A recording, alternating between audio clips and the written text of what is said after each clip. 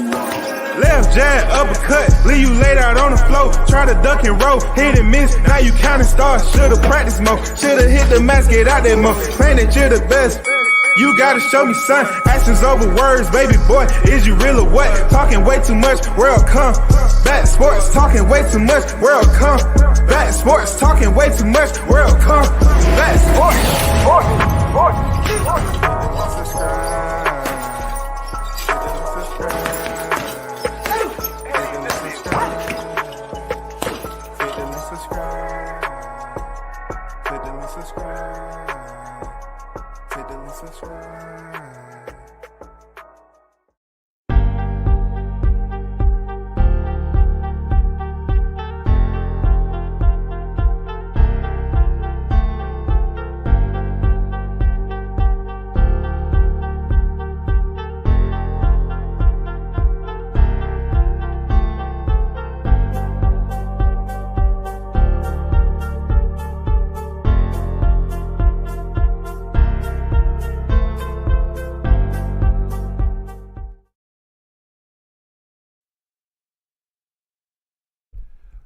What's good? Big salute out to the supporters first in the building. Big Bunts and Boxing.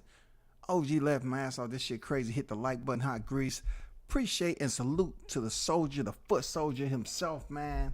You know what I'm saying? I gotta call him the GOAT. You know what I'm saying? In his own way. You know what I'm saying? Stay consistent. Appreciate you dropping the content. You know what I'm saying? Big Bunts and Boxing in the building. You already know. NYT on deck. I see you. So salute to everyone, you know, that support the channel as always, man. Come in and hit the like button. Stop playing. Stop playing, man. Stop playing. Come on now. Hit the like button. Let's be about this business, man. That's what AB stand for, about business, man. You know what I'm saying? About business. You understand? Being a content creator is about business too. You know? So all of you that pop up, support the channel in your own way. I'm not going to sit up here and browbeat you, but I do appreciate when y'all support. Real talk. Let's get down to it, man. Jahi Tucker on deck, man. April 1st. Hey, shout out to my guy, man. One of the more special fighters in boxing right now. One of the most special fighters.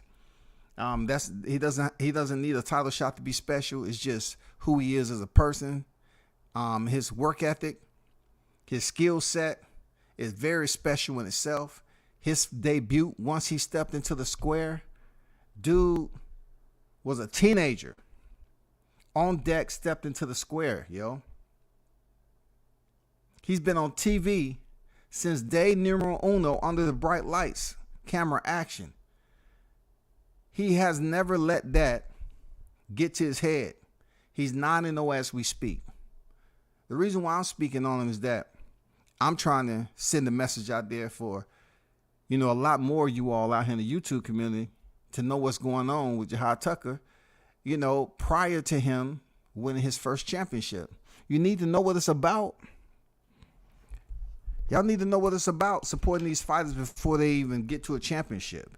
You can support who you want that's coming up the ladder. I'm telling you, Jahi is one of those special fighters that you should stay attuned to and keeping your records. Dude is highly talented, and I often ask myself when I look at his fights, I say, you know, pretty much, is he a one of one? You know what I'm saying? Is his style, is it somebody out there that can duplicate that style he has?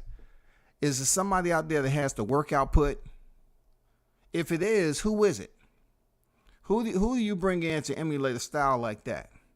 When this guy's dancing around the ring, and he's not just dancing for show, he's dancing because it's a part of the strategy.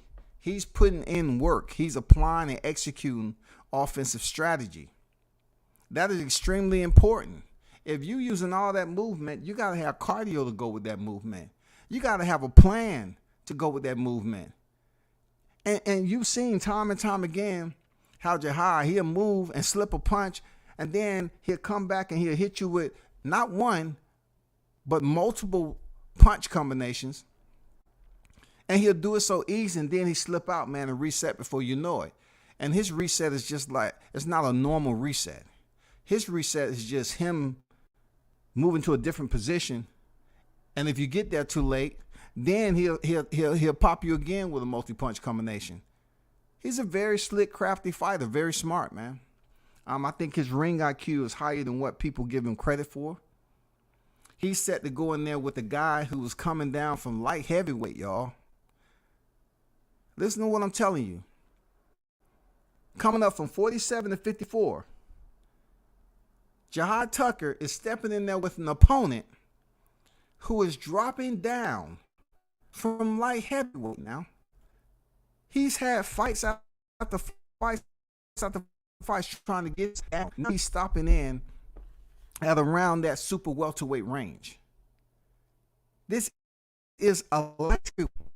We hear people complain about, oh, shouldn't he be a heavyweight? You remember Jamal Charlo complaining about David Valdez. Oh, he should be a light heavyweight. He should be this. No. Let me keep it. Some dudes complain about the wrong shit. Jahi doesn't even have 10 fights yet, and he's about to step in there with a dude that has fought 3 weight classes higher, bro. Who does that? You know, you got it. That exemplifies what heart these fighters got, man. All these fighters may lace up the gloves, but their mentality, you know what I'm saying, their drive and hunger, their confidence level, their intestinal fortitude is different. You know what I'm saying? And this is not going to be a walk in the park. But one thing I will credit the sweet science is that you have a fighter dropping down from a heavyweight that may be able to bring a little bit more power. You know what I'm saying? He may be able to bring some power down to the lower weight classes. You know what I'm saying? When he's stepping there, he may be able to have some power. I don't see him being as quick. It's not a lot of guys that I'll say that has quicker hands to match the output of Jahi Tucker with his punch combinations and the way he slip up out of there and then return back and slip up out of there again. I mean, he's always present, tardy, present, tardy, present, tardy, tardy, tardy, present, present, tardy, tardy, present. I'm saying he in and out that motherfucker, dog. That's the only way I can put it to you. So I'm curious to see how Jahi handles a bigger fighter, because there's no rematch. It's no rehydration clause in this shit.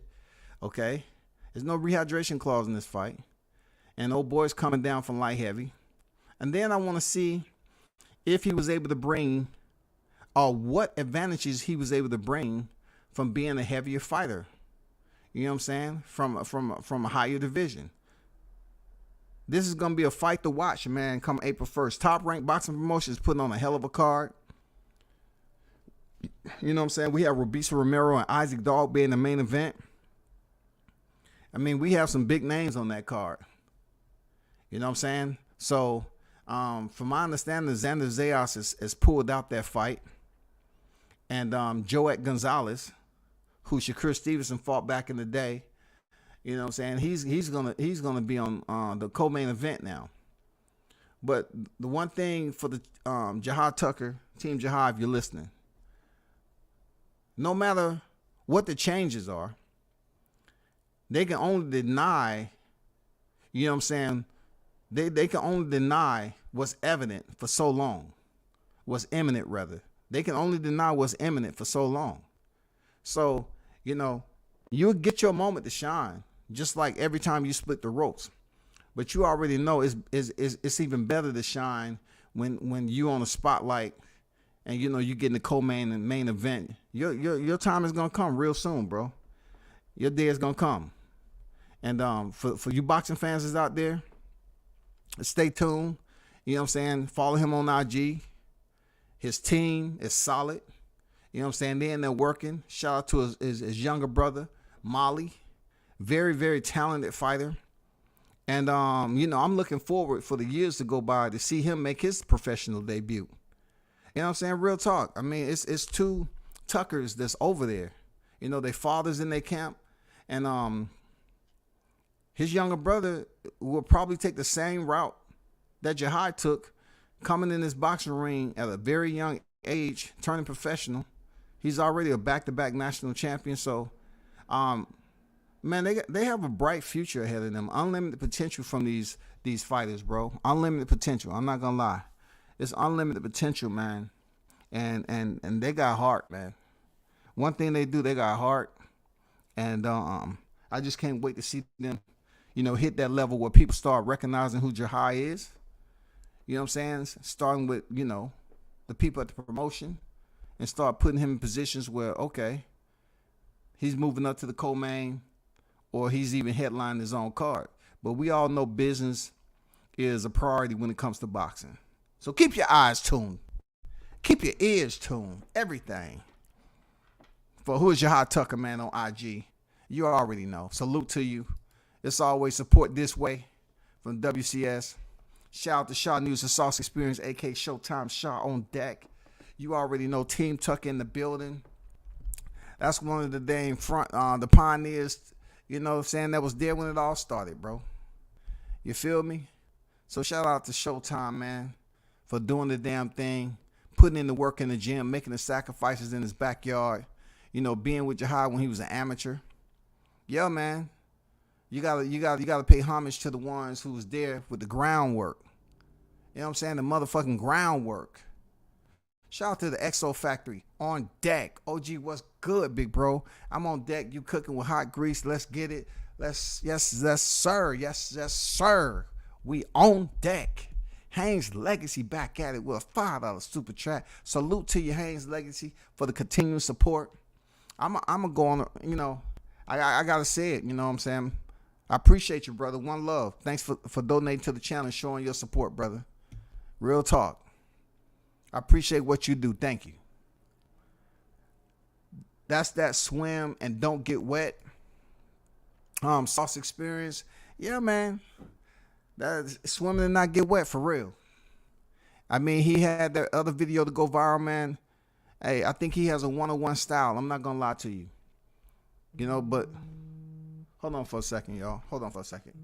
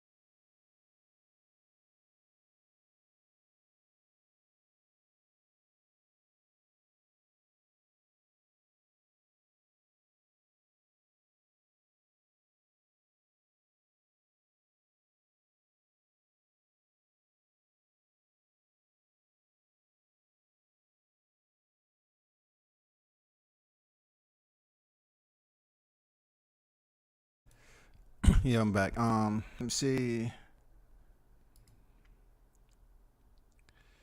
I didn't even know about Tucker till you brought it to my attention. He's a beast. Yeah, John Tucker's different, man. Um, his dad had them on the training regime for quite some time. Shaw News will tell you. I learned, the whole stuff myself. They had them on a training regime where they had to go to different places mentally, dig down deep. And when you experience the adversity outside the ring, it should make it easier if you have to go through it inside the ring. So you know what it is, man. Just learn about the fighters as they coming up. Very tough mentally. So I'm looking forward to his debut at 154. This is going to be his debut at 154 pounds. It might be a catch weight, but it's still going to be, I believe, up there at the super welterweight limit. Okay, and this is against a guy that's dropping down from light heavyweight. Big shout out to Haynes Legacy. Big shout out to Haynes Legacy. Big shout out to Haynes Legacy with the $20 super chat.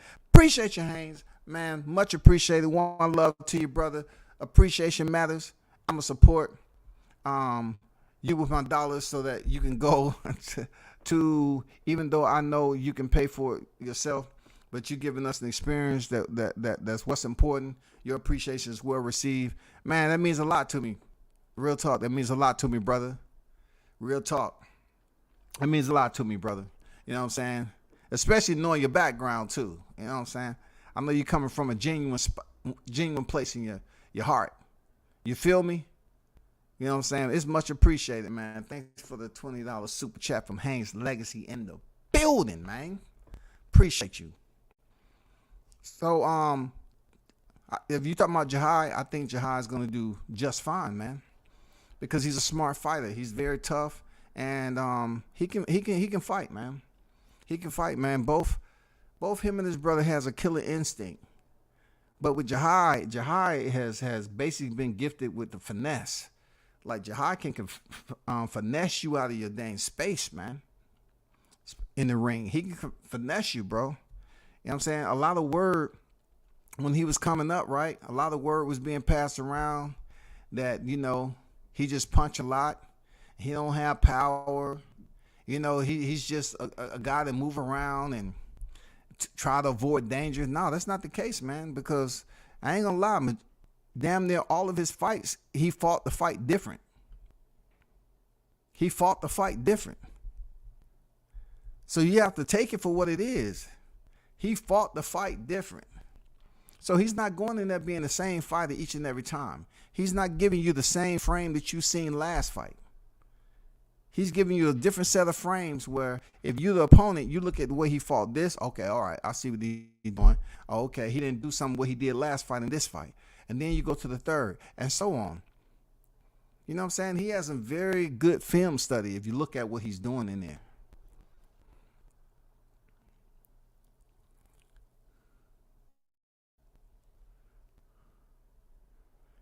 Well, I've seen my own, the back foot too much.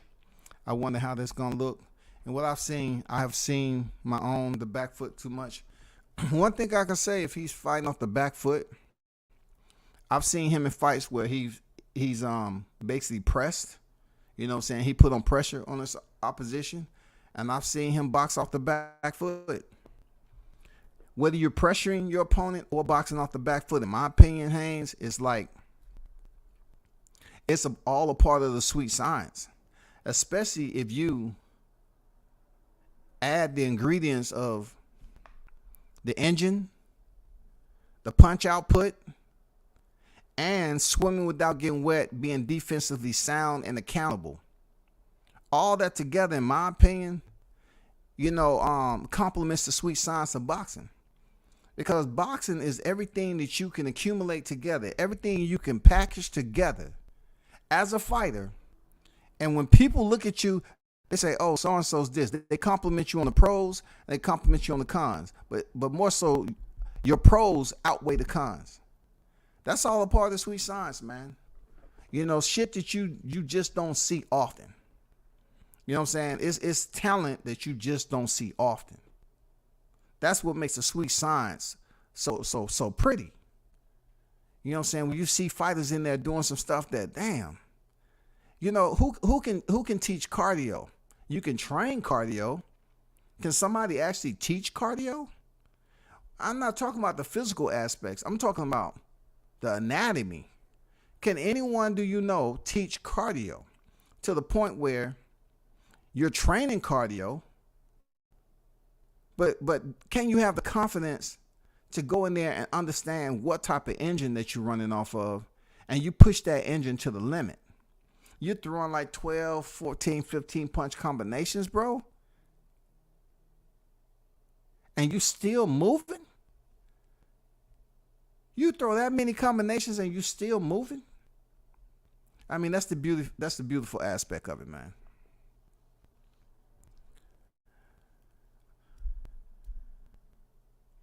Kiji, what's good? I see you. He said Broner will look exactly the same. We about to get the Broner next. Chance to change. Don King won his dollars back after that pick. So let's talk about the elephant in the room, man, and shout out. And big shout out to Haynes Legacy, man. Appreciate your support, man. I know you work hard for yours, bro. Seriously. I know you work hard for yours. Real talk. And it's definitely appreciated over here at WCS, man. As you all heard, Adrian Broner has signed with 91-year-old Don King, okay? The triple OG that was around back in the day when him and Bob Arum was coming up, and they didn't like each other one bit. Let's get it straight, man. I know a lot of people have a lot of bad things to say about Don King. And I'm going to say some shit that is so simple that we go through all the time in life, right? That people tend to ignore in boxing. But you will hear people talk so much about Don King, what bad things he's done to a boxer. You know what I'm saying? How he was doing this, how he wasn't doing that. You know, just from where he came from, 91 years old, yo. 91. God damn. 91, and this dude is still sitting at the table pointing his finger? I know human beings who are younger than him that they're not even in nowhere, shape, or form to even crack a smile. But if Don King was doing these fighters so bad, why hasn't anyone took his life?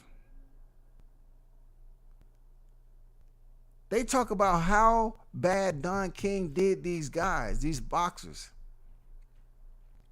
Why haven't anyone took appropriate action? Why nobody never took appropriate action? Why has anyone taken appropriate action to hold Don King accountable if he was screwing fighters over and over and over again? I know it's going to be the talk. I know it's always going to be the talk in boxing, but why haven't nobody held this man accountable and goddamn took him to the jury? This man is still alive and kicking, bro. This is the same man who was in Mexico back in the day with Julio Cesar Chavez Sr. And he was going there for a fight card, and they ended up getting robbed while they were sitting at the light. I guess over there they got word that Don King, DK, was on deck, and they wanted goddamn some memorabilia. You know what I'm saying? They wanted some hardware. That's Don King you talking about. And some guys jumped out of the vehicle and goddamn pointed the guns at him. And Mauricio Suleiman said, "Hey, just give him the watch." And Don King gave him his watch. And I don't think he was feeling no type of way about it, because once they got to where they was going, they went to a restaurant. He went through the door and said, "Hey, Mauricio saved my life. Mauricio saved my life. Mauricio saved my life." He felt at that moment that he had been blessed. You know what I'm saying? He had been blessed, because it could have been a whole lot worse. We probably would have been speaking about Don King posthumously. You know what I'm saying? As a memory. But with everybody who has had some type of dealings, and Don King has been around for quite some time with a lot of names, why is he still alive? So since we already know why that's the case, let's move to AB. AB was with PBC, right? And you know, we seen AB in the public. He was having his fun. He was throwing away the money and all that. That, you know, that's one thing I just never thought I would do. I was raised out here in the South on the strip clubs. I did, but the only you know, chick that ever got my money was one that, first of all, that I felt she was she had a body type that just was mesmerizing. You know what I'm saying? Make a nigga salivate and shit. It wasn't just no average motherfucker. And then the amount of money that she got was enough that I choose to give, because I wasn't gonna throw away a whole lot of money, but I wanted to spend it on things that's gonna benefit me, like a drink, food. You know what I'm saying? Going to the mall the next day, going shopping, shit like that. When I was visiting the A. You know what I'm saying? It wasn't something I'm just going to go up here and throw my mortgage away. Literally, a dude that I grew up with, right? I literally seen him out throwing money, right? And I said, damn, dude, I thought you said you was in between jobs. He said, oh, but my wife worked. So I literally seen my guy at the time throw away his entire mortgage. Don't ask me why he go out there and withdrew the amount of money that he did, but we seen AB in the streets, bro. We seen him enjoying the life. And I'm not here to place no judgment on him. That's just the facts. We seen him blow through some money. He even said it himself. So don't get mad at me for telling you what's already out there. So AB got to a point where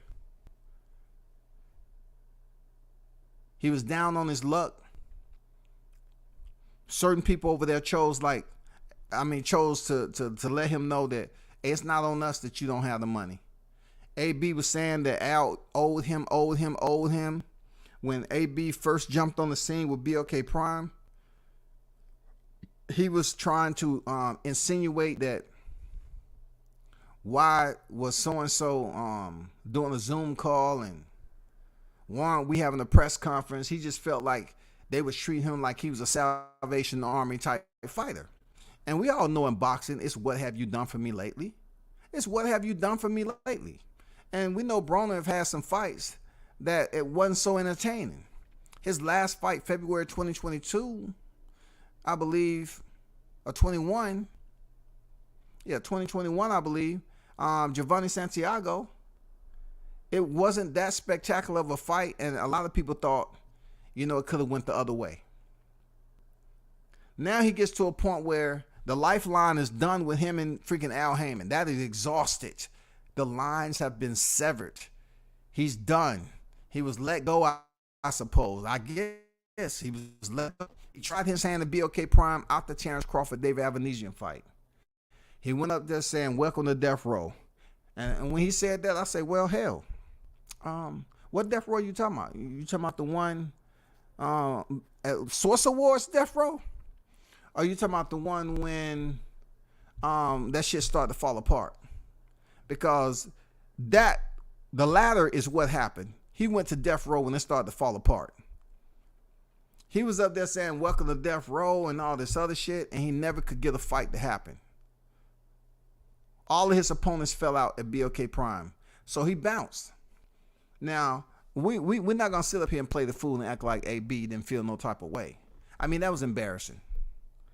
That was fucking embarrassing. You know, you're showing your progress, again, getting down in weight. You showing that you in the gym, taking it serious, and all of your opponents fall out. So some time went by, right? Several days went by, and then all of a sudden, we see Don King up this motherfucker. You know what I'm saying? We see Don King sitting next to Adrian Broner with some cash that Don King probably had in a safe anyway.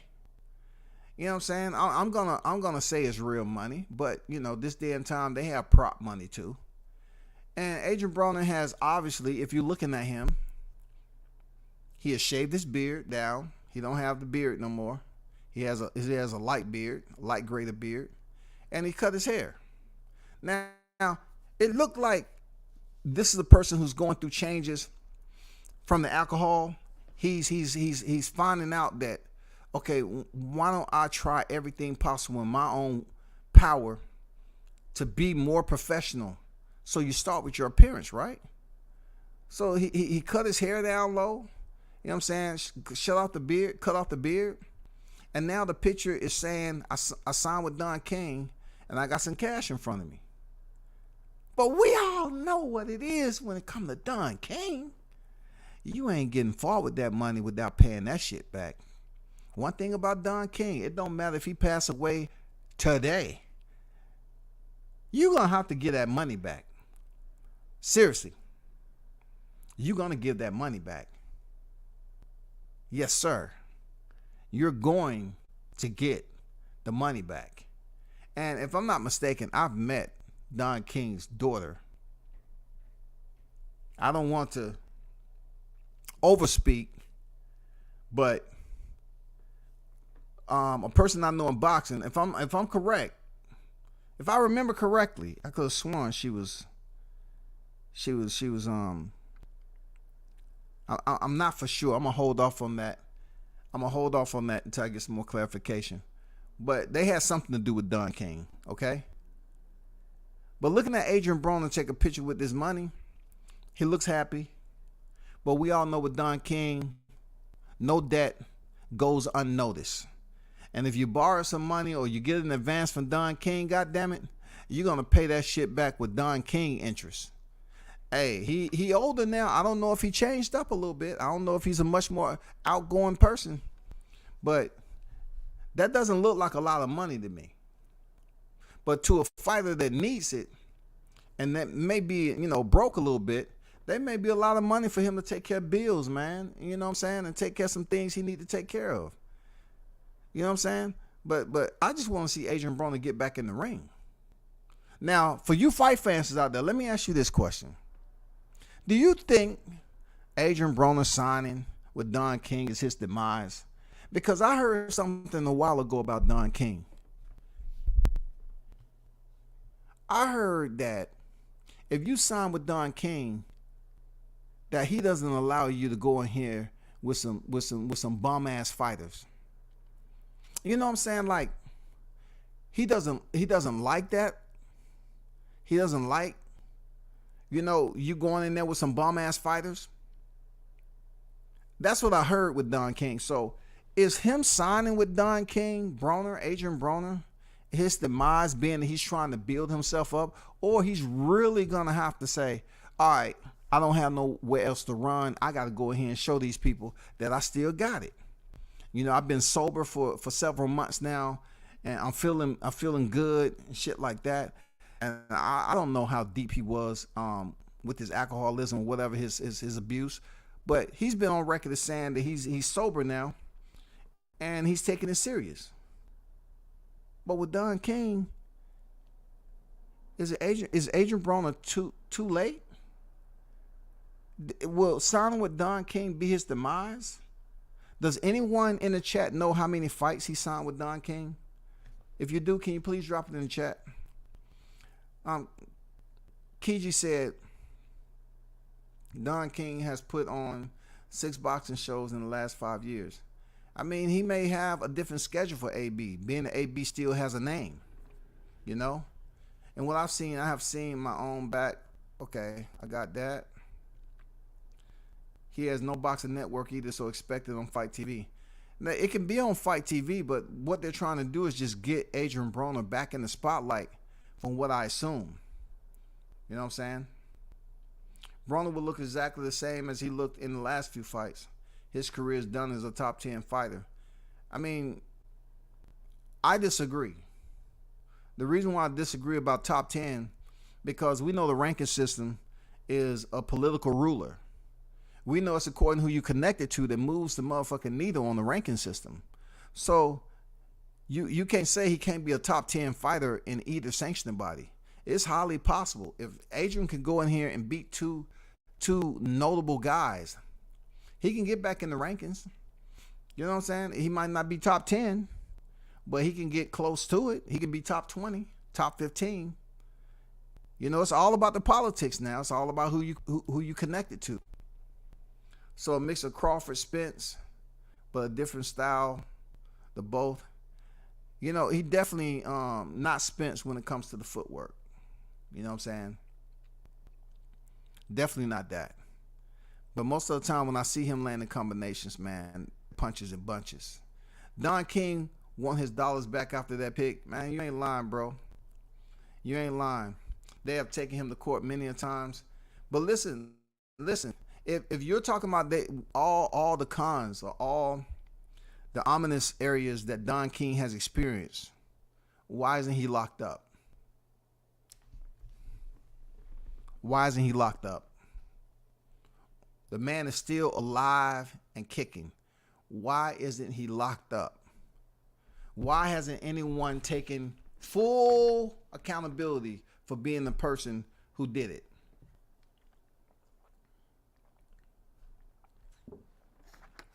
If y'all can't tell me that, then there's no need to come in here and give a whole list of what Don King has did to fighters over a period of time. And this man is in the picture with AB. He's in the picture and he has money, obviously. He has money. You know what I'm saying? He has money. D-Ray Promotions, what's good, D-Ray? How you feeling, brother? Swat Jones on deck. WCS OG, salute. Big dog, salute to you. How you feeling there, Jones? What's good with it? 50,000 cash more impresses to some than a million check. If that's 50 grand right there, then he can do what he do. Shout out to Andrew Charles on deck, man. WCS, what's good? If that's 50 grand right now, I hope he does what he's supposed to do with it. I hope he just don't go out here and blow it at all, because he can have no look. Adrian Broner said he's clear, he's sober, so we're not gonna see him at the club. We're not gonna see him blowing money like we used to. None of that shit, bro. He's gonna have to run a tight ship, promote himself better, somehow, some way do the impossible and get back into the good graces where he wins a couple of fights and they put him in there with a name that's gonna get him paid. Because we know AB can promote. We know AB can promote, bro. We know AB can promote. Anybody in chat, do you know where Al Heyman is from originally? It's a rhetorical question. I just want to ask this, right? Because it's been spoken on before, but I guess certain people forgot. Where's Al Heyman from? Where's he from originally? And I'll wait. I'll keep going to the chat. The Don King show, Trevor Bryant versus Dubois, was in front of 100 people. It was embarrassing. Well, first of all, I understand where you're coming from, but Trevor Bryant was a big name in itself. And shout out to Trevor Bryant. Shout out to you, brother. Thanks for the interview. I truly appreciate it. Shout out to Sean 808. But you got to understand, he was a WBA regular titleist, and no one pretty much knew who this guy was. But they knew who Daniel Dubois was, right? 2 or 3 more people knew who Daniel Dubois was than Trevor Bryant. So Trevor Bryant had 300 people who knew him. Well, Daniel Dubois had 303 people who knew him. All right? It was 2 names that they was fighting for a title and no one cared about. Why? Because the unified champion in the heavyweight division took up all the damn sunlight. That's obvious, brother. That's obvious. So I don't blame Don King for that.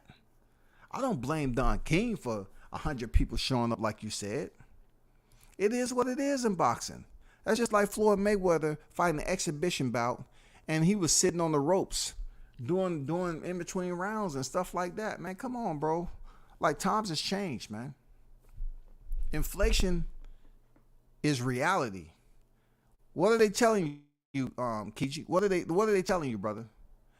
It's been said already that what? It's getting way more expensive for fights to put fights on network. Networks are charging. They're going up on the price. Everything is dealing with inflation. The economy is not the same. It's way more expensive for slots on the network. So being that boxing has not evolved for decades upon decades upon decades, boxing has not evolved, y'all. The only thing that has evolved is new people that's on deck to be able to pay these fighters, supposedly, a nice substantial amount of revenue for a short period of time and then let them fend for themselves. Boxing hasn't changed too much, man. Yeah, they may have dropped the rounds. That's not really boxing as a whole. That's the system. That's the rules being changed. They dropped for 15 to 12. Okay. All right. But I'm talking about as far as cleaning up the business of boxing. Nah, they haven't changed too much of anything, man. It's still the same freaking show that you're going to get, the same disappointment, the same corruption that you're going to get periodically, the same scandals, man, everything. Because boxing is a non-regulated sport, but people want regulated shit to happen. Once again, boxing is a non-regulated sport where people want regulated shit to happen. It's not going to be that way. King Mitch on deck. What's good? Don King at least put on a fight. AB is a celebrity. He can sell some tickets no matter where the fight is or what network host is it. Hold on for a second, y'all, right quick.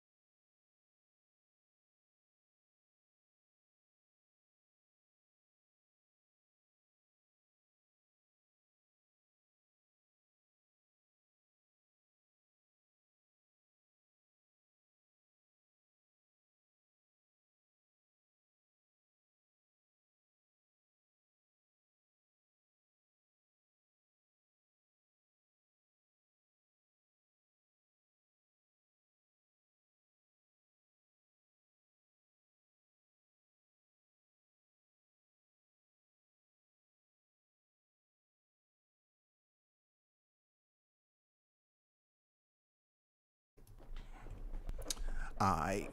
But I see where you're coming from, Mitch. You know what I'm saying? I understand where you coming from with AB. He can sell some tickets. But you know what? When it come down to it, Mitch, I was disappointed on how he went about it with BLK Prime. It's Black Prime, supposedly, you know, ran by black entrepreneurs, right?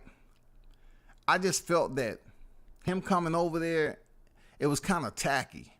You know, talking about welcome to death row and all this, and they're going to do this. No, it didn't happen. You didn't even stay around for them to recover. If you would have stayed around for them to recover and say, okay, let's reset. That's the word they like to use in the business. Let's reset. Let's think about this. Take our time and think about putting a nice card, and let's think about finding an appropriate opponent for AB without all the hassle of contractual obligations, them tied down to a promoter or whatever. Let's make our due diligence work. Let's be productive this time. He didn't want to hang around for that. So I just felt like he bit the bullet. I mean, no, he dodged the bullet, really. He dodged the bullet with BLK Prime. Because if they would have had a card that was so shitty and he was the main event, yeah, just like they said earlier, it might have been 100 people in there. You know what I'm saying? It might have been 100 people in the arena. That would have been bad down here in the A. For real. That would have been bad. If 100 people showed up, that would have been all bad, bro. That shit would have been all over social media down here for the wrong reason. Yeah, I agree with that. It's all about paying those sanctioning fees. Yes, sir. Samad on deck. What's good? Peace and blessings below. Salute W says salute to you, Samad. How you feeling? How you feeling today? Okay. So peep this out. I even mentioned this way back when, right? Check this out.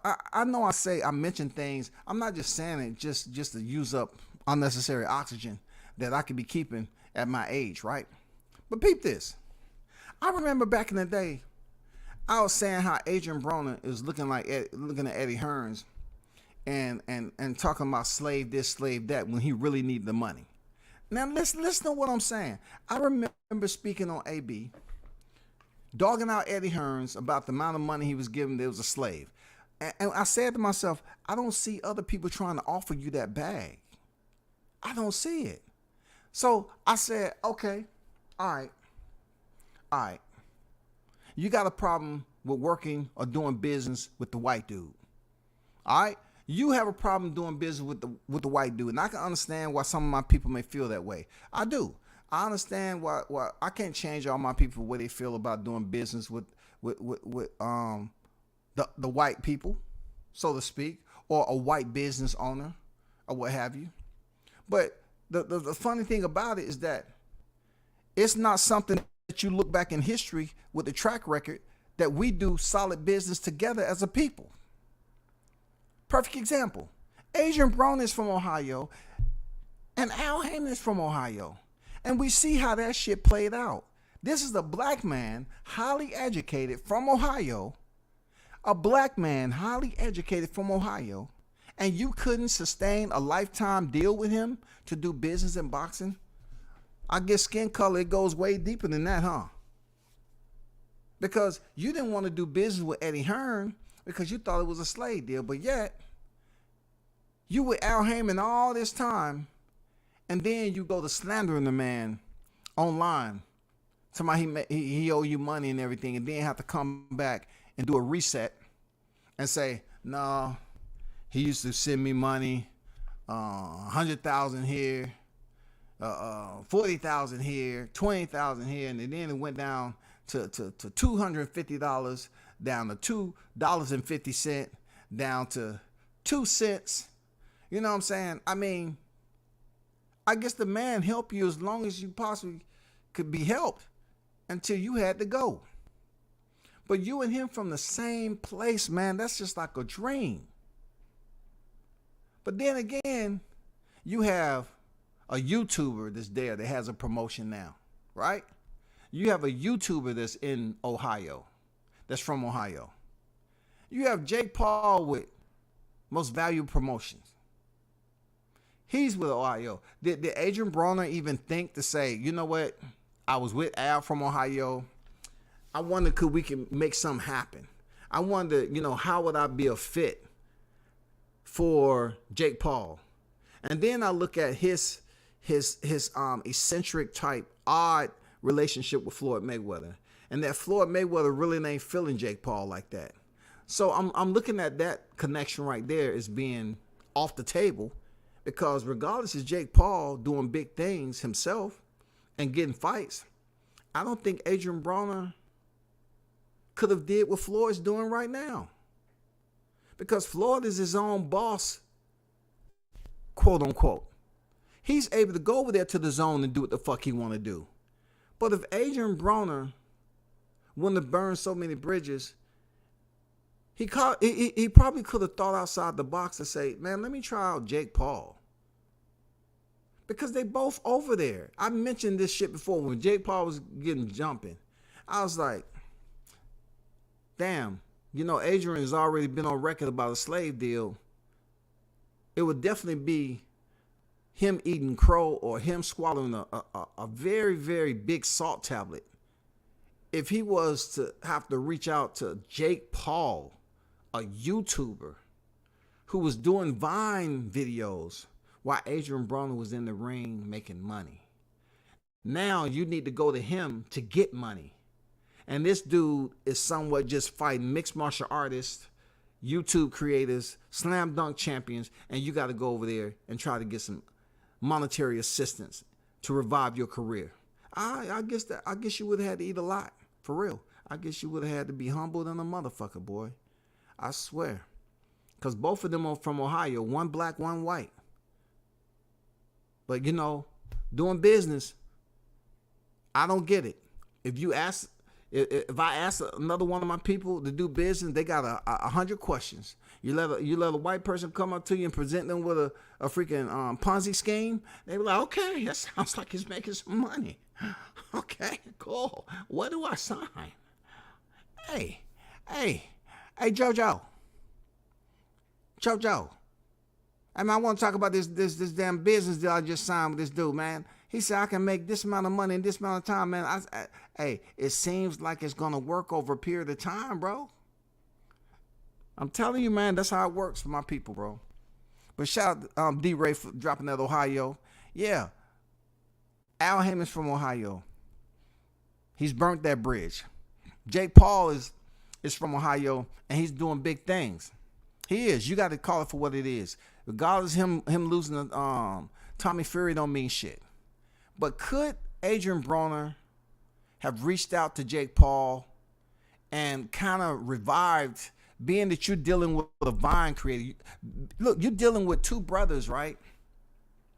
Where his brother Logan Paul is wrestling on the big stage of World Wrestling Entertainment. Jake Paul is fighting pay-per-view on the big stage of boxing. Was there any type of way that Jake Paul could have revived Adrian Broner's career with what he knows about social media? I mean, that's the biggest question of it all. If Adrian Broner wasn't so stubborn to work with a white person, a white businessman, could he basically crossed over, so to speak, and developed a relationship in a place that no one seen coming? Over there with Jake Paul, Most Valuable Promotion, could he have done it?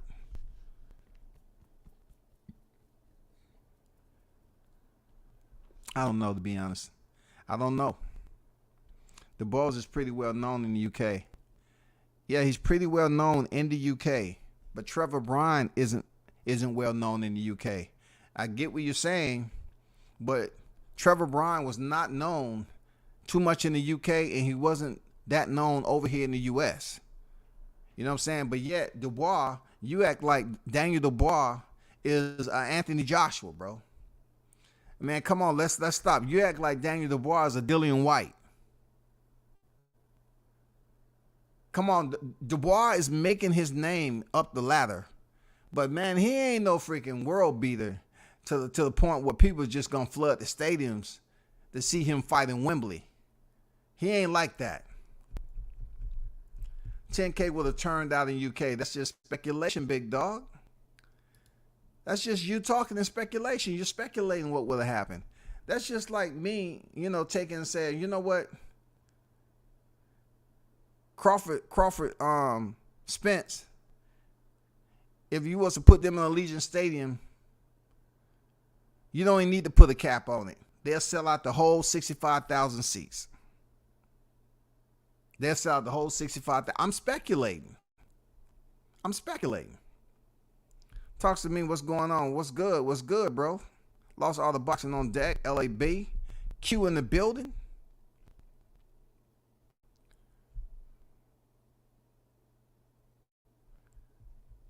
Nah, bro, I can't co-sign that.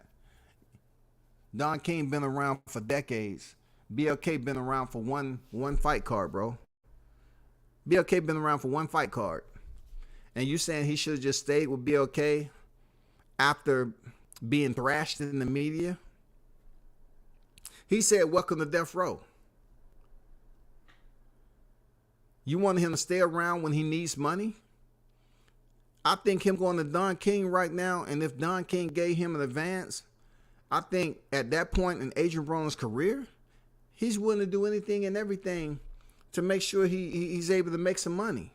So if Don King gave him an advance, man, kudos to him, man. Real talk.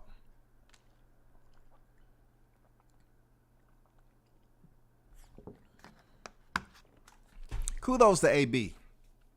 I don't know how much money it is, but it don't look like anything, too, you know what I'm saying? Something that I'm gonna brag about. Yeah, it looked like a couple of stacks here and there, man.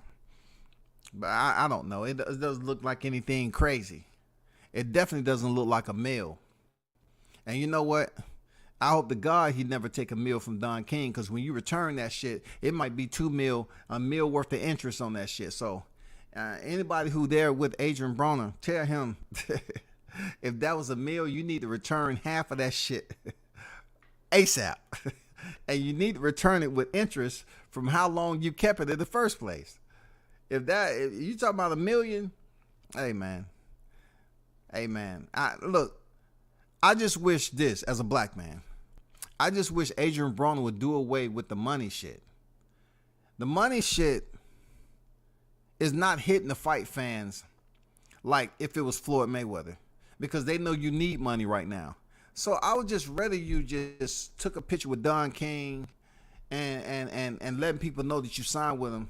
But why the money? Because now we're saying, okay, if you got the advance, who are you fighting next? How long is it going to take for Don King to get you a fight?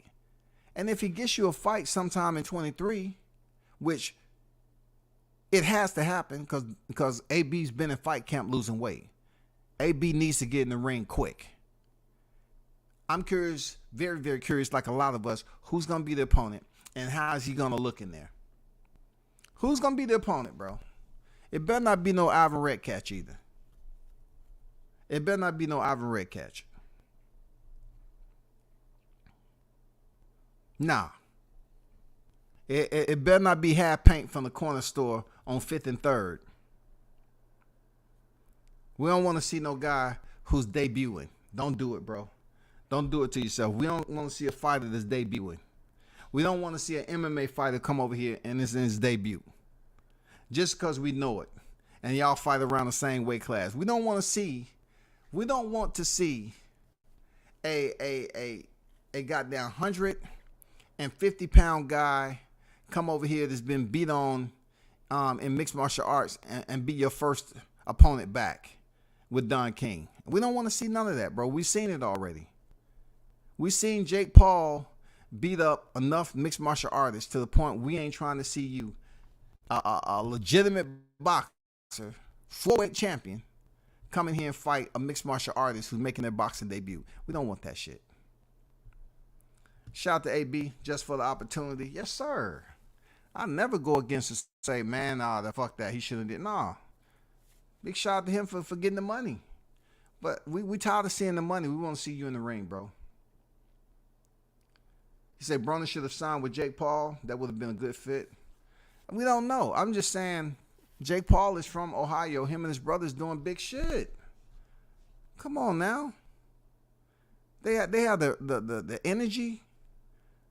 They have the hydration water that's being sponsored by the UFC. You know what I'm saying? Man, come on, bro. They doing big things. I don't know if it would have fit or not. You might be right. You might be wrong. But I'm just saying, you've been on record as saying you didn't want to do business, with Eddie Hearn because you thought it was a slave deal, but would you do it with Jake Paul? It's too late now, but would you want Jake Paul to be the one who revived your career and he's white? Would that have sat well with you if, the other people that you still communicate with that rock with Floyd, being that Floyd don't like Jake Paul, sort of, kind of, I think, you know what I'm saying? I don't know. I don't know how much of it was staged when he snatched his hat off. I don't know, bro. But I ain't never seen Floyd Mayweather talking about killing somebody. I ain't never seen that. But he was highly perturbed. And I still remember that day. But anyway, Jake Paul brothers doing big things, bro. Sticking boys on deck, fishing and sports. What's good with it? On deck. Salute WCS, salute chat fam. Get on the like button, y'all. No doubt, man. I appreciate y'all. Looks like 200K. Damn. So if that's 200K, that's pretty decent. I don't know what his bill's looking like, but that's around 200K. Shouty, you know what I'm saying? Nah, man, 200K for Broner, it might be enough for him to kind of take care of some shit, dog. He might be able to take care of some shit. Real talk. Then Eddie or Oscar say they would love to make AB an offer. I would have chose them over Don. Nah, I don't know. I don't know, bro. I already mentioned Eddie. He said Eddie gave him a slave deal. I don't know the details about the slave deal he was talking about, but I heard it was some millions. He thought it was a slave deal, and then he ended up not even getting that from anyone else. Oscar, I don't know, bro. I don't know if Oscar could have dealt with Adrian Broner. I don't know, man. Because you got to have some level of respect from somebody if you don't like them to do business. You got to have some level of respect that they even doing business with you, first of all. You know what I'm saying? You got to have a certain level of respect just to do business. If Adrian Broner get over to Oscar and he has no respect for him, or Oscar want him to do certain things to promote himself, well, if he don't want to do it, then it's going to be SOL. They're going to release him. They're going to say, oh, we can't deal with you. You ain't calling the shots, bro. Yeah, for sure. Josh Tucker next fight is going to be a super welterweight. Not sure the weight right now might be a little bit higher than 154 because of his opponent coming down. But we'll see, man. He's looking very good, you know, holding muscle, you know, looking strong. Just stay tuned. Looking real strong in camp, man. Yeah, I mean, I ain't gonna lie, man. You know, what do you want him to look for, Blunts? I ain't gonna lie. I'm like, what do we want him to look for, dog? What is he gonna do? Go up there and ask for Blair? He don't want that work. Come on, man. Who is he gonna look for? He needs somebody that's at least gonna look good on the main event. The crazy part about it, though, I was thinking also, I was like, will AB even sign the contract to be the co-main event? Will he sign the contract, dog? Because when you the main event, man, you got to fight somebody with some likeness. You know what I'm saying? With some familiarity from the consumers. Perk them up just enough to want to call somebody up and say, hey, man, you want to go to this AB fight? You want to go to this AB fight, man? And we local too. You want to go to this AB fight? Just enough, you know, word of mouth to talk to each other and say, man, let's check it out, man. Why not? The tickets are $7.50, man. Well, why not, man? Go check them out. It has to be somebody, bro. It really has to be somebody that's gonna perk up the consumers to buy tickets. If he can't get the consumers on board to do anything, man, I don't know what it is. If y'all think Don King giving out bonuses, y'all drunk. Don swiping that from the back end for sure. Hey, man, if he's swiping from the back end, cool. He ain't giving out.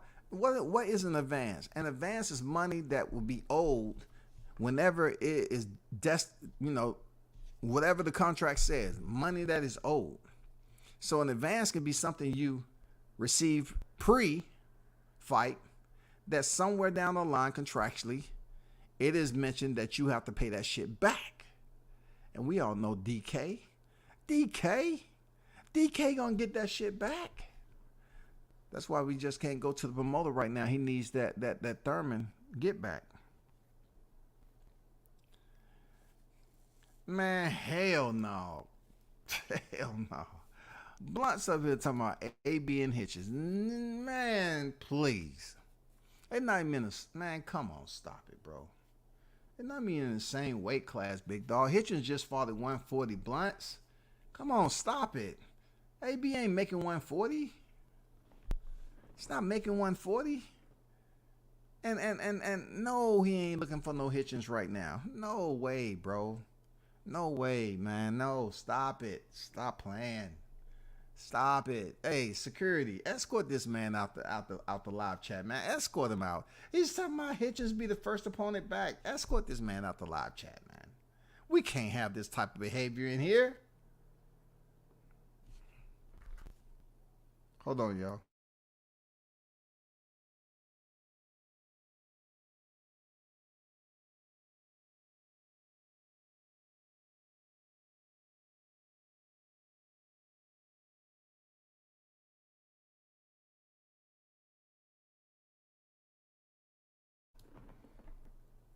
Hey, can y'all do me a favor? Hold tight, man. I gotta pick some up right quick. Hold tight for a minute.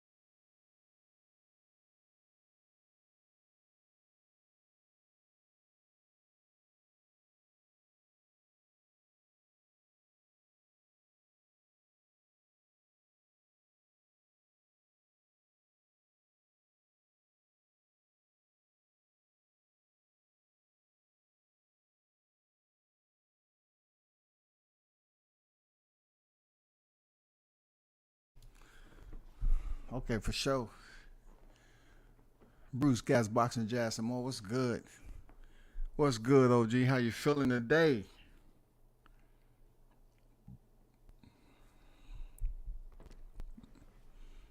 Rocha?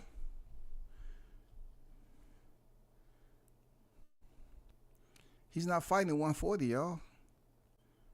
He's not gonna fight in no 140, man. That'll be impossible unless those guys want to move up. I don't see him fighting no 140, man. Not even the catch weight between junior, you know what I'm saying, to welterweight. I don't see it, bro. Yeah, you know Bowser, man, with the punch output and how he always getting mad every time he get a glove to the face. It'll be competitive. It'll be competitive. That's all I can say. Rocha struggle with that African. Hey, man.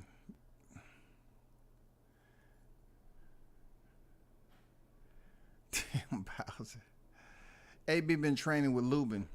He's better be ready to handle some type of pressure. I mean, that's not the first time he trained with Kevin Cunningham. That's not the first time. Real talk. That's not the first time. Didn't he train with Kevin Cunningham for Santiago, if I'm not mistaken? Man, that's not the first time he went down there. Cunningham runs a tight ship, man. He runs a tight ship down there. Everybody knows that. That's no secret.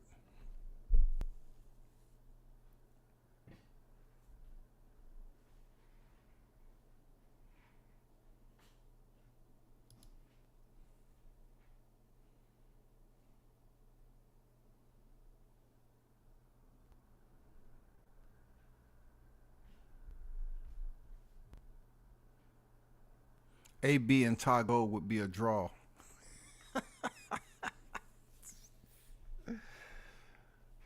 He said AB and Tago would be a draw. Damn. God damn. You don't think Tago will get the orders? Tago will get the orders, bro. He only got 2 losses, man. He'll get the orders, man. He'll follow those simple instructions. You know, take this round off, that round off, and you know you're gonna lose by a close unanimous decision. You know what I'm saying? It's not even gonna be a split. Ty, go and get the orders and follow the orders, man. He'll execute the game plan. For real. Yeah, Barrios would be tough. Barrios would be tough for AB, but it'll be a good name for AB. You know what I'm saying? Joe, look, Mario Barrios, truth be told, he just came off and beating a common opponent. He just came off and beating a common opponent at AB now. That'll be a good name, Mitch. That'll be a good name, Mario Barrios, bro. That'll be a good name for AB. It'll be tough. It'll be tough now. It'll be damn tough. I don't think Don King can make that fight. Seriously. I don't think Don King would want to make that fight right now. That'd be a tough fight for AB. With a younger Mario Barrios, man, nah, can't do it, bro. Let me see.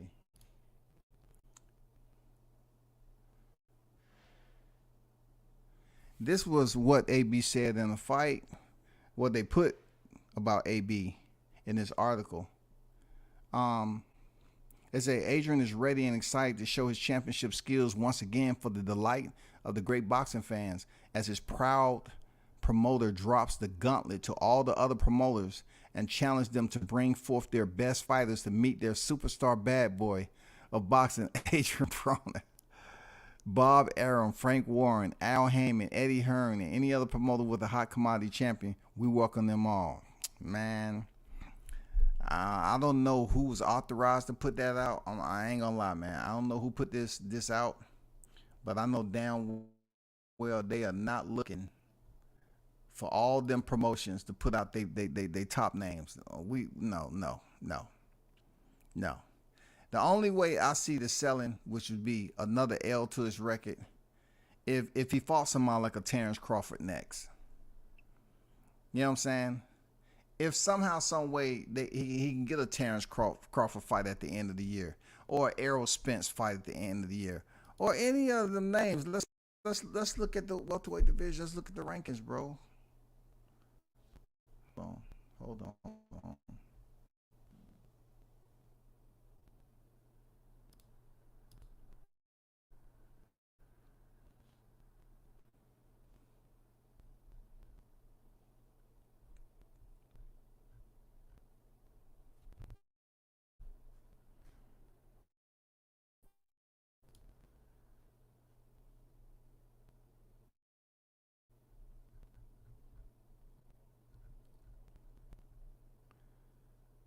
We just exclude Keith Thurman. You know what I'm saying? We're gonna exclude Keith Thurman. All right, we're gonna exclude Cody Crowley. I got a name for you though. Just like he received the orders for Spence, I got a name for you. What about Ugas? Ugas is still a top name. Another shout out to Bruce Gas, man. Am I the only who hears nothing? I was just had something to do real quick. Appreciate that, Andrew. You know what I'm saying? Just shook a rare headache. Now I feel good. Hey, no doubt, man. Don King got no other welterweights who are ranked. I don't see any promoter who has a boxer ranked in top 15 of the WBC, WBA, IBF, and WBO allowing their fighter to fight AB either. It's business, and AB still has a name. The one point you may be missing, that Kiji, is the fact that AB has not been stopped yet. He has not been stopped yet. All right? AB has not been stopped. That holds weight. Adrian Broner has not been stopped. He still holds weight. You know what I'm saying? I mean, come on. You talking about Sebastian Formella. My fault. I read that wrong. Sebastian Formella will receive the orders, dog. The name Formella, I've been on record as saying it gives you that soft, you know, type of atmosphere, like you going to the spa. Close your eyes. Feel the Formella. Center yourself. Exhale. Inhale. Exhale again and say Formella. I mean, he gives you that soft, that he'll go in there and follow the orders, man. Let's look at this. Yordenis Ugas is one. All right. Can't put Conor Benn in there. I think that'll be too much for him. Let's go to outside. Let's go outside the top 10 because I don't even think he'll do well with Rashidi Ellis right now. I don't think he'll do well with Jamal James. Jen Sasaki, I don't know, man. He's ranked 10. He's ranked 10th in the WBA. I don't know, man. He's ranked 11th in the WBO. Let me see. Let's go to the bottom. Hey, I got one for y'all.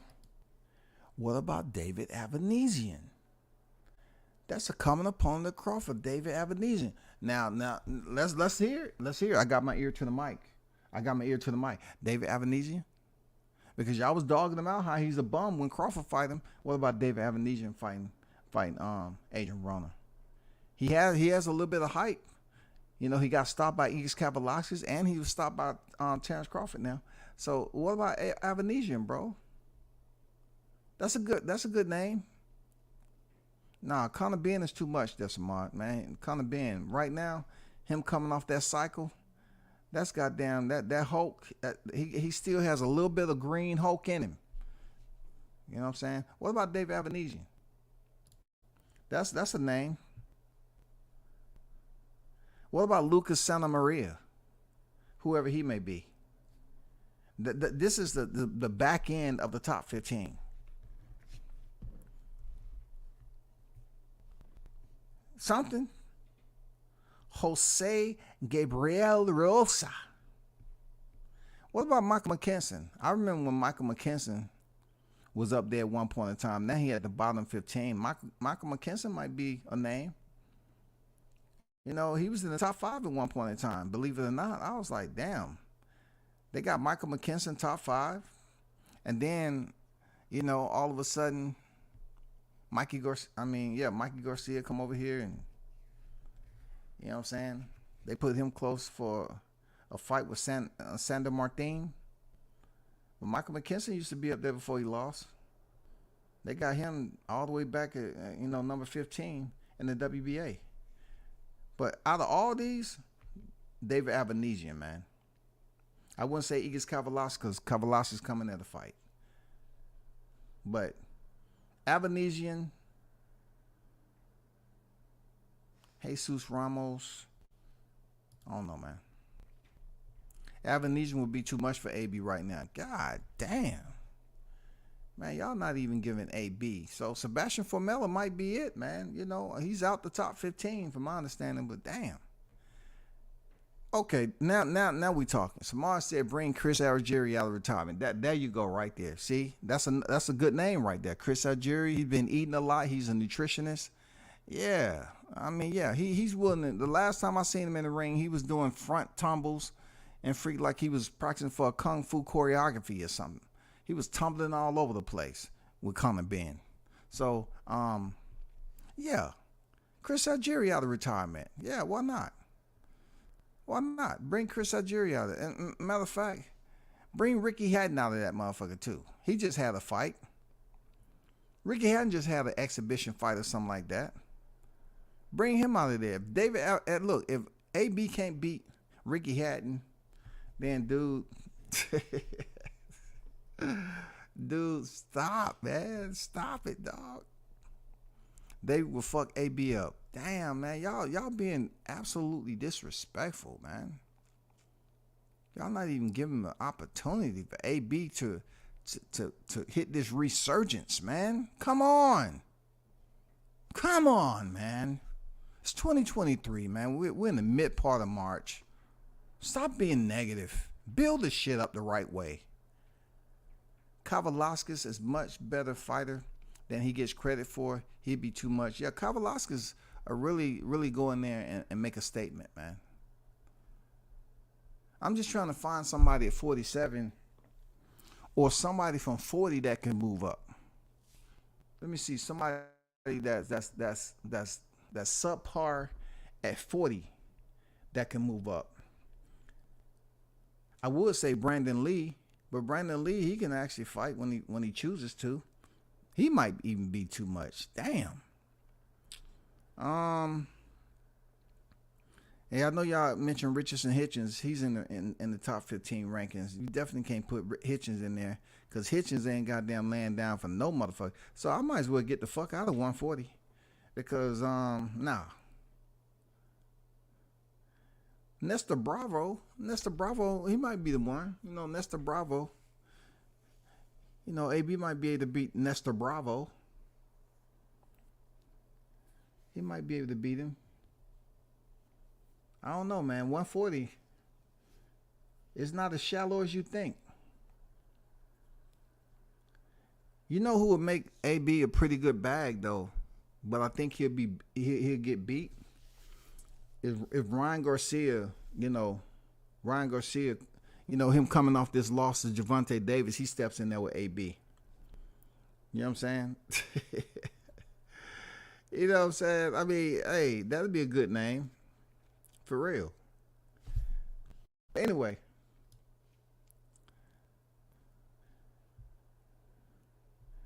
Yeah, Kell Brook. But Kell Brook is fighting 154 right now. He's not going to drop back down unless they fight. He's not going to drop back down below 54.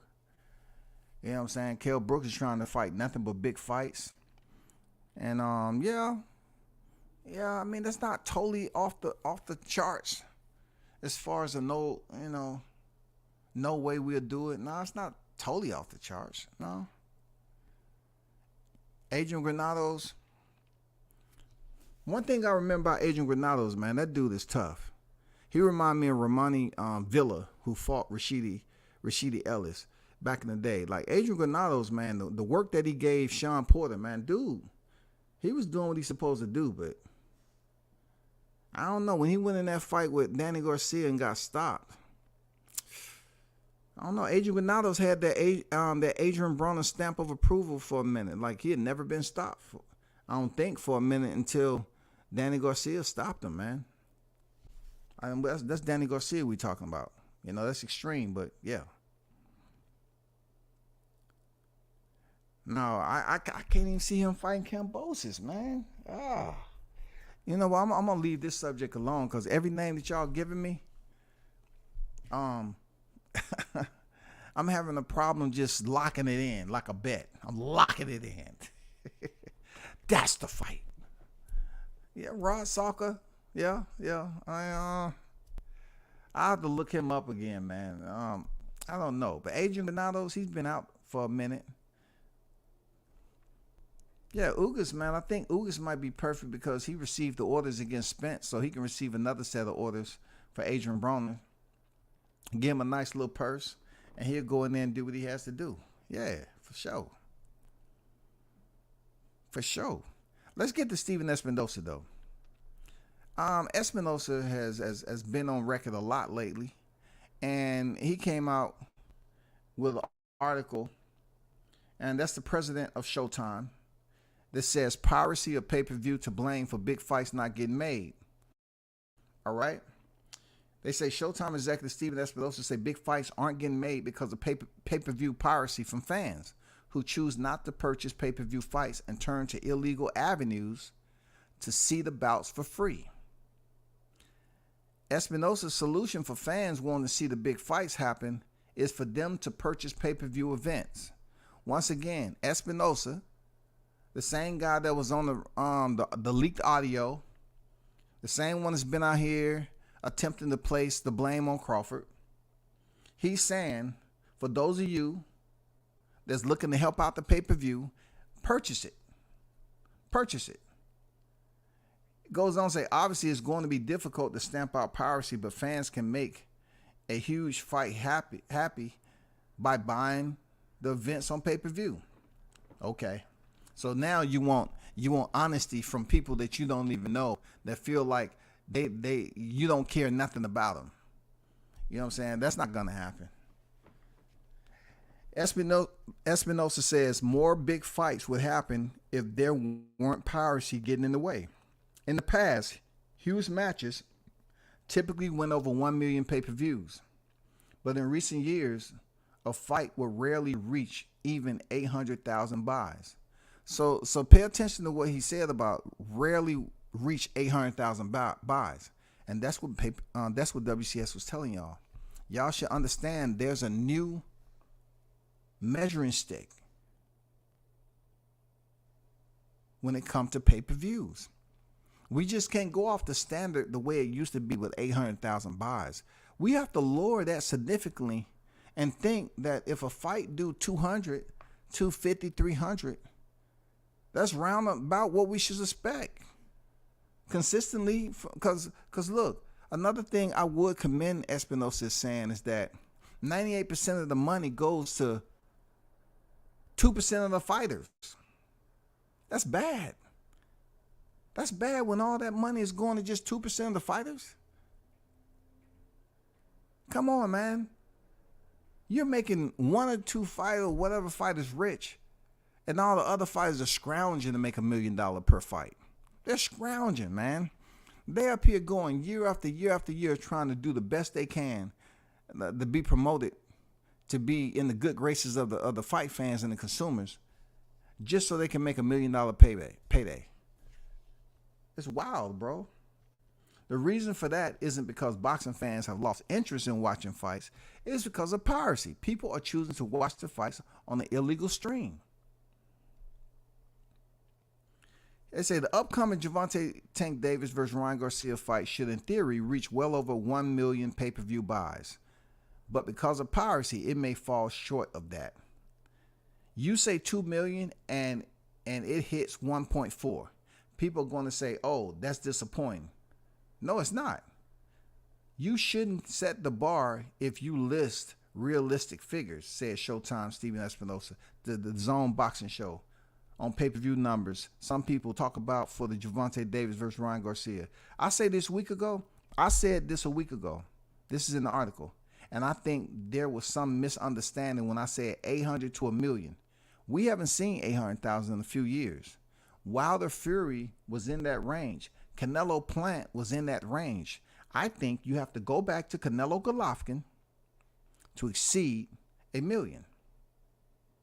The thing with piracy, I understand the pay-per-views have gotten expensive right now economically. It's difficult. But the reason some of these fights aren't getting made is because of piracy. So there you go once again about why Crawford and Spence wasn't made. Because they just didn't have the money to make the fight, and they couldn't put forth the amount of money. Not only that, not only with Espinosa, but if you go back to the beginning, anybody with a sound mind and body that's as intelligent, I'm talking about 85% intelligent, to think for themselves would have heard what Timothy Smith said early in 2022. We wouldn't even have these channels still doing live streams on Crawford Spence, who ducked who, why the fight didn't happen. It's senseless to think that you still have channels out here not listening to what Espinosa is saying about the piracy, not listening to the point that he said it's tough to make a fight because of piracy. They have to make money. Real talk. Begging us not to watch it is going to help. Mad Dog, what's good? AB versus Anthony Peterson, Lamont brother at 140. Look, y'all keep on mentioning 140. I don't know if you're trying to say, okay, is this going to be a metaverse fight?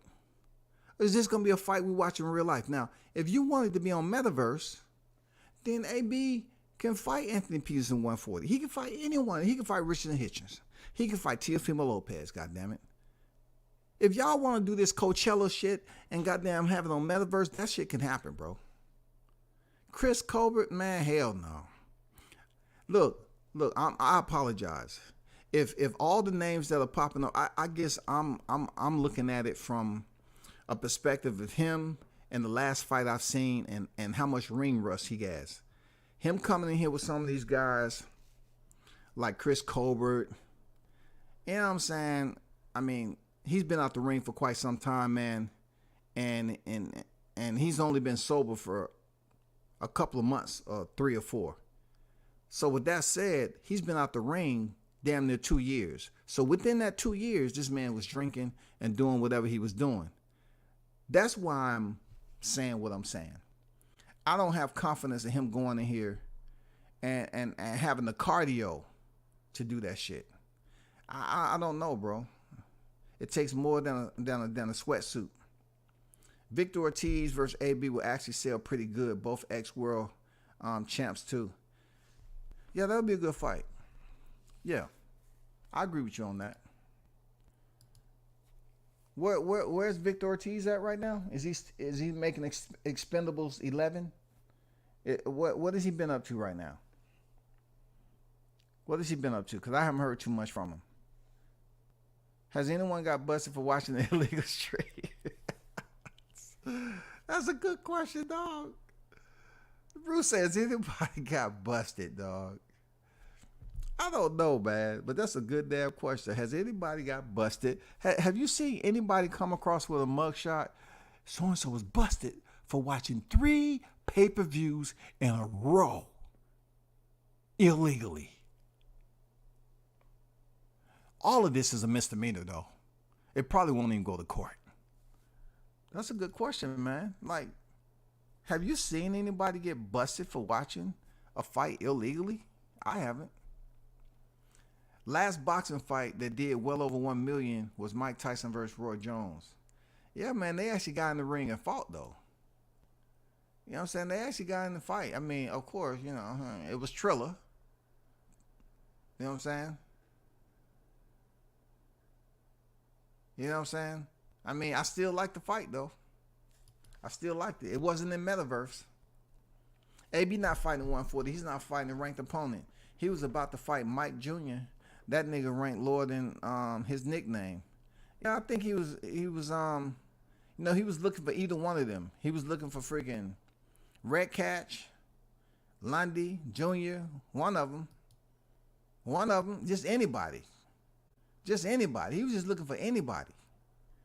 Anybody that he can step in the square with and get paid. That's it, bro. That's it. He was just looking for anybody. Ortiz at 147. Ortiz is on a comeback trail. He fought on the last Benavidez fight. If Victor Ortiz is on a combat trail, one thing I always said about Ortiz, man, in his good moments, you know, he boxed like a mother, you know what I'm saying? He does pretty decent. But I don't know how much of a comeback trail he on, though. But if that is the case, then that might be a nice little clash for them to cross paths, man. Frank Martin, in my opinion, man, will fuck him up, bro. For real. And I'm not very high on Frank Martin. I'm not very high on that dude, but he it seemed like he'll win via decision. Yeah, I don't see people going in there thinking they're gonna knock AB out at all. But you know, it's one of those hiatuses where you ask yourself, how's he gonna look? Like, he's been sober, your body go through changes when you filter out, and just because you sober, right? It takes a while for those organs to get back in place. It takes a while for your body to start reacclimating to not being satisfied with whatever he was drinking or whatever he was doing. It take a while for your body to get back. You know, like they got a big deal that's out there with Young M.A.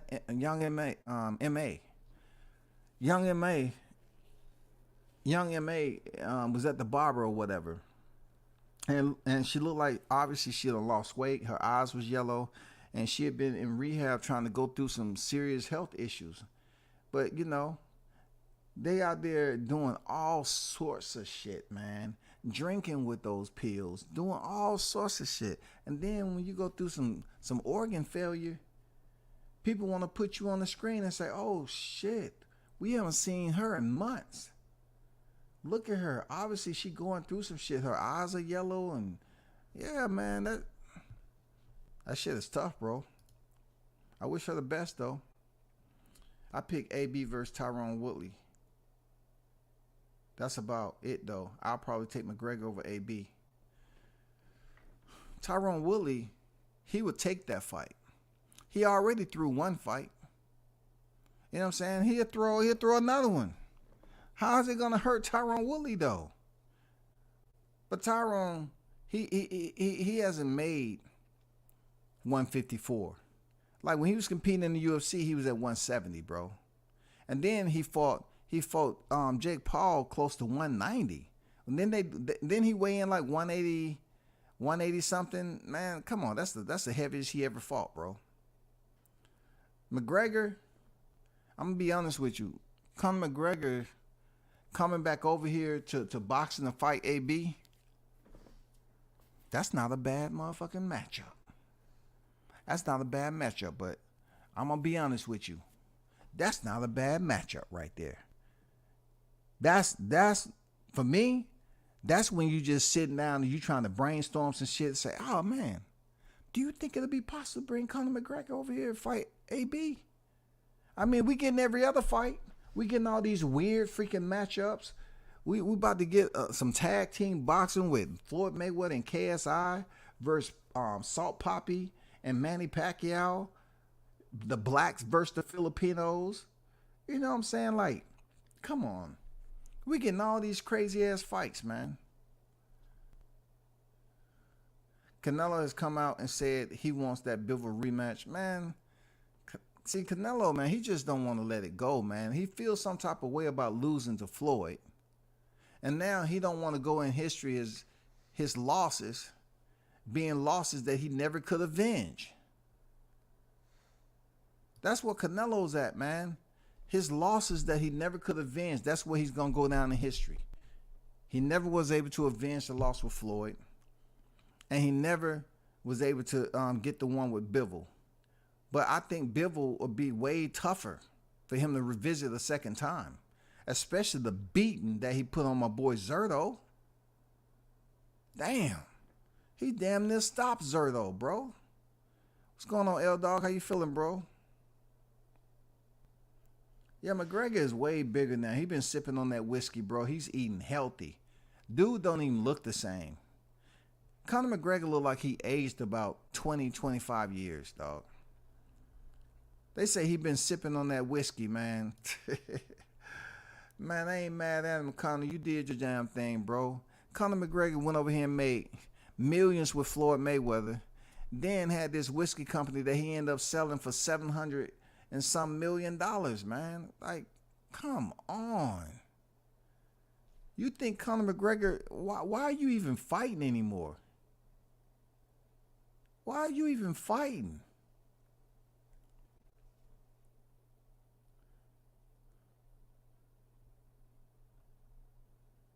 Man, we'll have to see, because we'll have to see. Trigger Trayshawn Wiggins. We have to see. Let me look this dude up, man. Since you, doesn't be no motherfucker that's fighting that goddamn 115 either.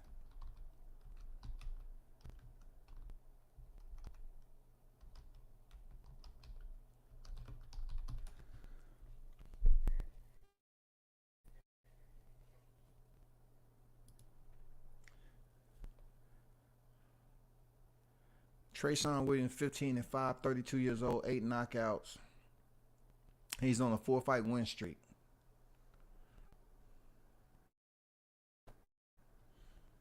That L Dog, okay. I mean, that ain't a bad matchup, man. That seems like a pretty decent opponent. That ain't a bad matchup, man. That ain't a bad matchup. At least he's on a 4-fight win streak. You know what I'm saying? That's what's up. AB needs a gimme fight for his comeback. But as I was saying about Steven Espinosa, though, I just want people to understand that he's putting all the criteria out there for you to understand. It's tougher when it comes to boxing. It's tough for these promotions to go out here and make the big fights. Now, of course, we seeing Gervonta Davis and Ryan Garcia be promoted in the media as being a big fight. But really, when it comes down to it, the main star in that matchup right there is Gervonta Davis, period. Period. There's no ifs, ands, or buts about it. Not Ryan Garcia. But when you come from two fighters that match up and it's on the pound-for-pound list, they're supposed to be bigger than Gervonta Davis and Ryan Garcia. Both of these fighters are on the pound-for-pound list. Why wouldn't they be bigger in boxing? Why wouldn't they request more money? You know what I'm saying? To put on the fight.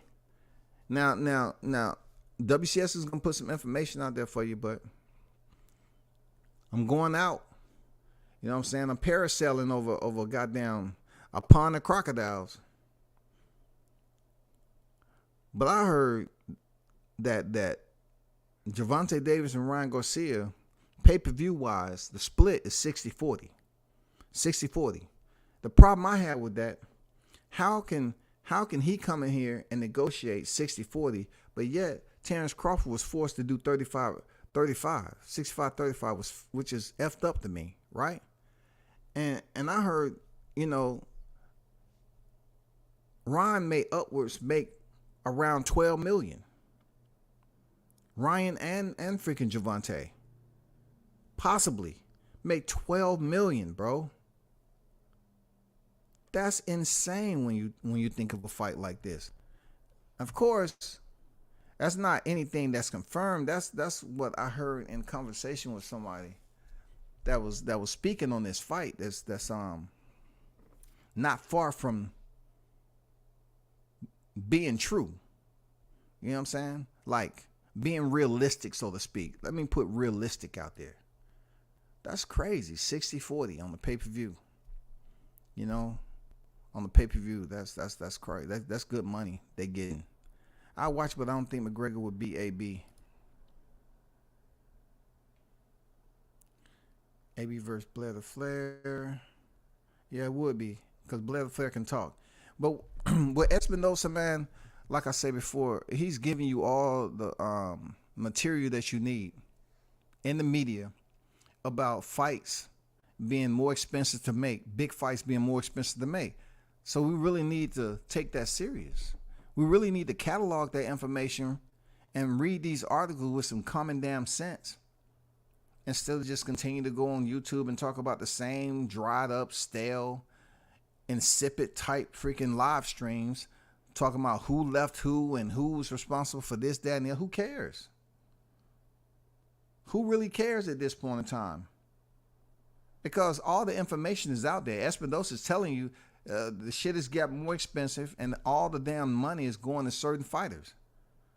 So whether you have the same dummies out here that want to continue to talk about Crawford walked away and ducked, I mean, continue to convince people that they shouldn't come over here and listen to you talk the same elementary type media. Who cares how it happened and why the fight didn't happen. Who cares? We want to talk about, is it going to happen? What's next? I don't hear y'all coming out with any fake ass dates anymore. That's what Espinosa's telling y'all. Get your people to buy it, because a lot of these cats out here that's talking about, you know, who left who and who ducked who, they don't even buy the fight. They stream it. They don't even buy the fights, but they want to talk about numbers. They want to do 80 freaking live streams on who rates what.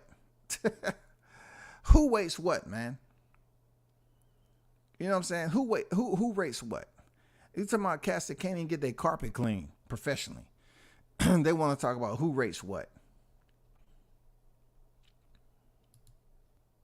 Canelo been said, I'd rather have the rematch of 175. Eddie Hearns is the one steady pushing that rematch 168. I don't see Canelo winning at 175 unless they're trying to push a trilogy out of Canelo again. Because, you know, at that point in time, we don't know what can happen. Just look at it this way. What if Bivol somehow, some way fights Beterbiev and he wins and he becomes the undisputed? I've mentioned this before. I was the only one to mention this shit. But I say, what if Dimitri Bivol becomes undisputed and we have two undisputed champions fighting? I mean, has it ever been done? I mean, come on, let's take a look at this. Canelo going to 175 and Bivol's undisputed at the time. People will come see that fight.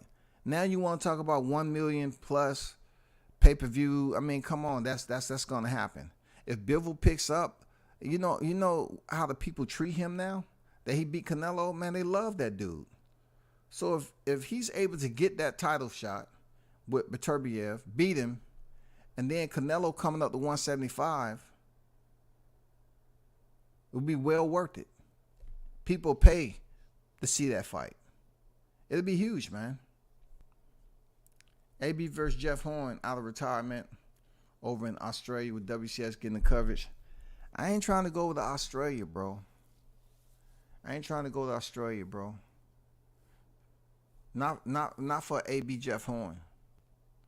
Nah, hell no, shawty. Shit. No super chats have to be crazy for me to think about, hey, you know what? Fuck it. You know what I'm saying? I met my goal of $8,000 in a week. I met my $8,000 goal on YouTube. I'm going. Ryan versus Mario Barnes would love to see. Yeah, we talked about that earlier. No. I was talking about freaking AB. I'll take that back, but that's a good matchup. Ryan Garcia, Mario Barrios. Yeah, both tall fighters. That'll be a good fight. And you know what, Samad? That might be something to happen in the future, bro. When Ryan gets the opportunity to move up to 47, because freaking Barrios ain't trying to come back down to 140. So in the future, yeah. You know what I'm saying? That may happen. Nah. If AB, look, bro. If AB signed with BKFC,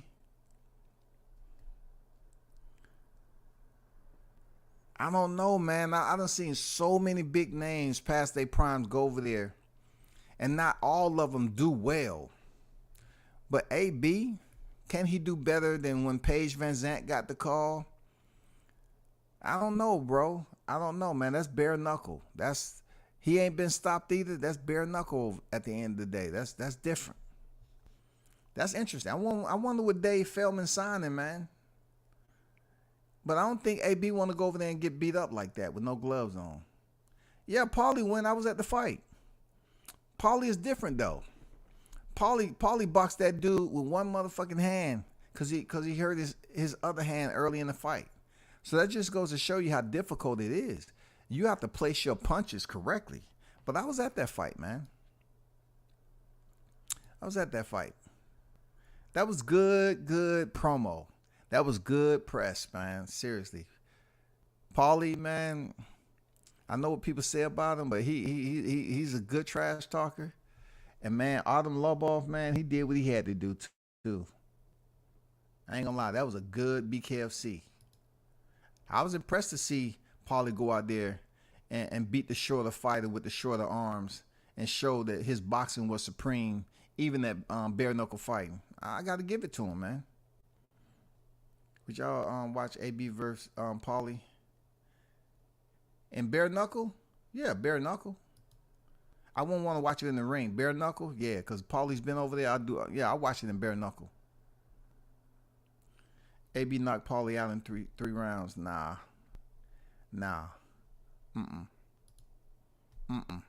I got Barrios beating the shit out of Ryan.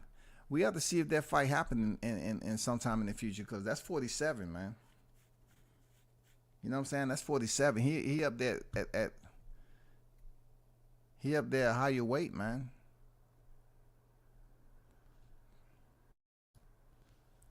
Let's see.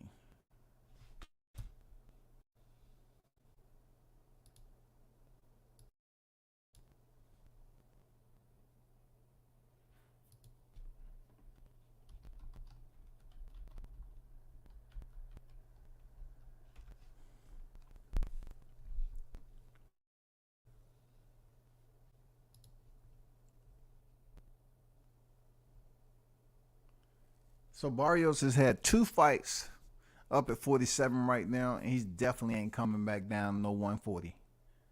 You know what I'm saying? So, hey. I think for Adrian Broner, truth be told, shit, Giovanni Santiago is coming off a loss. Shit. Hey, man.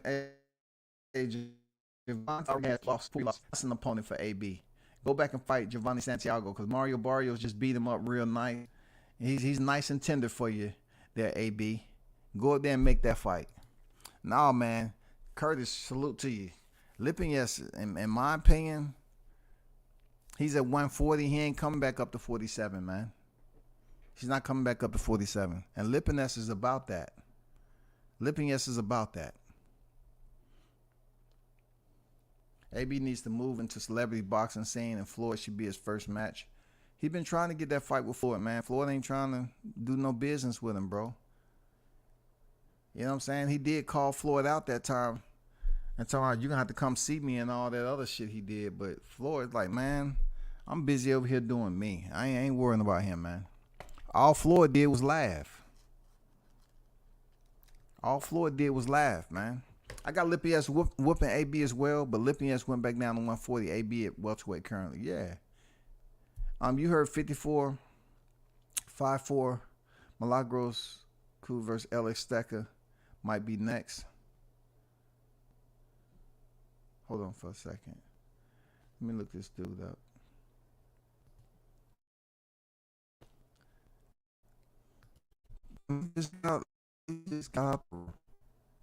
I like Barrios, man.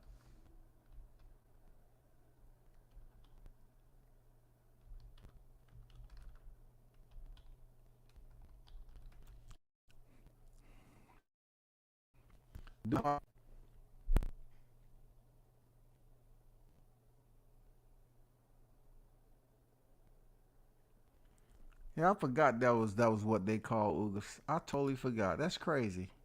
I remember 54 was the baseball player. 54 was the baseball player. I totally forgot about that. 54 was a baseball player that he knew, his boy. And then the other one I totally forgot. Y'all can educate me on that. But goddamn, man, shit. Just say Yordenis Ugas, goddamn. It ain't like he's some goddamn big ass superstar and you using damn aliases and shit. You know what I'm saying? Shit. Man, truth be told, we talked about that earlier before you came over here, man. We mentioned him fighting Yordenis Ugas.